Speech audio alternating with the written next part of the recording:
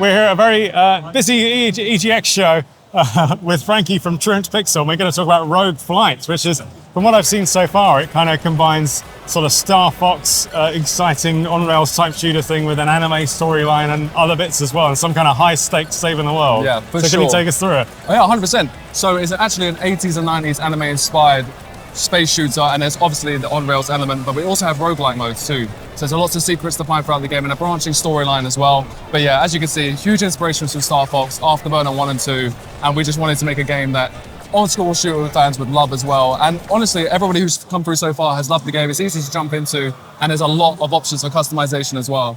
So you've got that kind of the ideal gameplay thing going on where it's easy to pick up and play, but there's definitely some kind of complexity under the surface. There's a lot of depth to it. So you can actually make different mods for your ship. So you can decide, oh, I want a little bit more health, but then your ship's going to be a lot slower with less firepower, or I want to be a beast, I want to have a lot of firepower, but less health.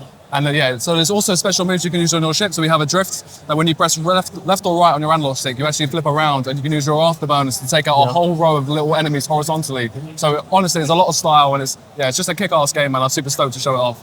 Awesome. And with the story aspect to it, how does that unfold then? So it's like you'll do a certain run and then it can branch in different directions. Was it a linear thing? How does that work? Yeah, so actually the game, you have 3 lives. So once those 3 lives are over, you'll have to start again from the beginning. So you actually have to try and make a full run through the whole game. But after the second level, you'll get your first branching narrative choice where you have to decide, do I want to take on the fleet? Do I want to take on the supplies? Or do I want to do both? And the trick is, if you choose both, you don't actually have fuel to return, so it's a suicide mission. But that actually opens up a whole new option for the game and gives you a different ending as well, depending on when you choose to do that. So there's lots of secrets and endings to find for players as well.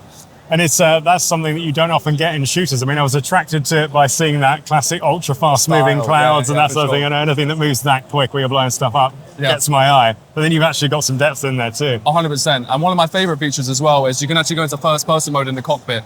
We are primarily a VR publisher, so as soon as I saw the first-person mode, I was like, well, we need to try and squeeze VR into this. So it's something we're looking into for sure. Yeah. But yeah, being in the cockpit, being able to barrel roll and actually see yourself flip. And obviously, if you get sick, we have options so you can turn that off. Don't worry, there's no motion sickness going to go on. But yeah, it's just an epic game, man, and it's really cool. I've noticed as well, because it's just down there in camera view. Well, you can't see it, but I can. That you can see the anime pictures popping up. It looks like very accomplished artwork. Have you got someone who's like a specialist in anime to draw these things then? Yeah, so the team at Truant Pixel are unbelievably talented, and actually the soundtrack from a company called Fat Bird.